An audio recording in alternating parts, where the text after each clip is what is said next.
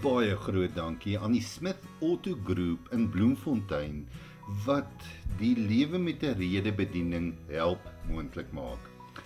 Hierdie bekende woorde, Hebreërs 11 vers 1, om te glo is om seker te wees van die dinge wat ons hoop, om oortuig te wees van die dinge wat ons nie sien nie.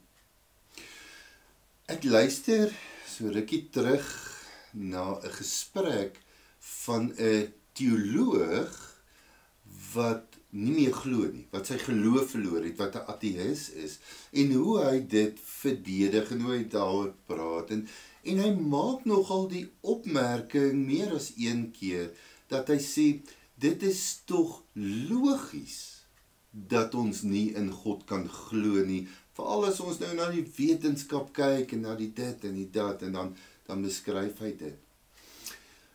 Die hartseer is, as ons na Hebreërs 11 vers 1 kyk, dan moet ons vir mekaar sê, as jy jou geloof wil koppel aan jou logiese denke, dan is jy in die moeilikheid.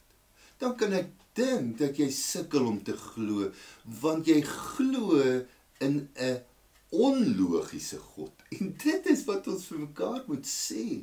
God is nie logies verklaarbaar nie. God is net te groot. God is net te ewig, te alomteenwoordig. Al hierdie woorde wat ons oor God spreek, ons kan dit nie met ons klein verstande 'n begrip daarvan hê nie.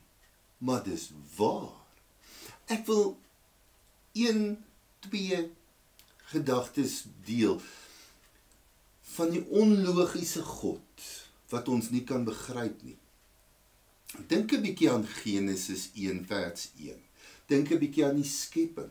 God wat alles wat ons sien geskep het uit niks. Jare gelede lees ek uit Gideon Joubert se boek Die Groot Gedagte, waar hy skryf oor die hele teorie van Charles Darwin van die Big Bang teorie, die oerknal, waar Darwin mos gesê daar is sekere molekules wat bymekaar gekom het en daar toe nou hitte ontstaan en toe is dit nou hierdie groot ontploffing. Nou skryf Joubert tereg. Hy sê die probleem is as jy niks het nie, wat veroorsaak dan die verhitting en die ontploffing?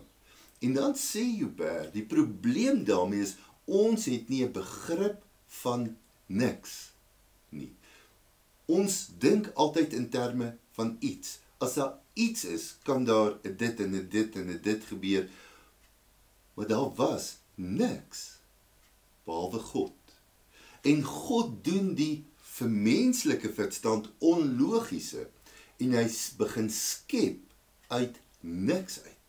Dis onlogies, maar dis wie God is. Ons kan dit nie verstaan nie. En so is daar 'n klomp ander voorbeelde. As ons deur die Bybel blaai, nou weet ek, mense wat hiermee sukkel sal sê, ek glo nie in die Bybel nie. Maar as ons dan nou sê, die skepping bewys dat daar 'n God is, dan wil ek, met alles wat ek is, die Bybel, wat die openbaring van God is, wil ek glo.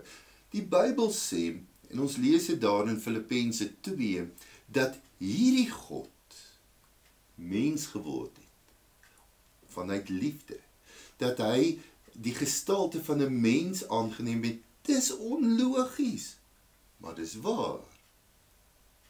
En so kan ons 'n klomp voorbeelde noem van 'n onlogiese God, wat ons nie kan beskryf nie, maar wat doen, wat openbaar, wat homself bewys. So ek weet nie van jou, of jy dalk partykeer twyfel nie, of jy dalk struikel oor jou geloof nie. Weet julle een ding wat vir my help? As ek sukkel met my geloof, dan dink ek net aan die tegnologie. Ek verstaan die interessante wêreld van die tegnologie baie min. Ek verstaan nie hoe werk al hierdie strale en syne en internet en telefone. Ek verstaan dit nie, maar ek gebruik dit. Ek het my selfoon en ek het internet, Ek hoef dit nie te verstaan om te weet dis waar nie.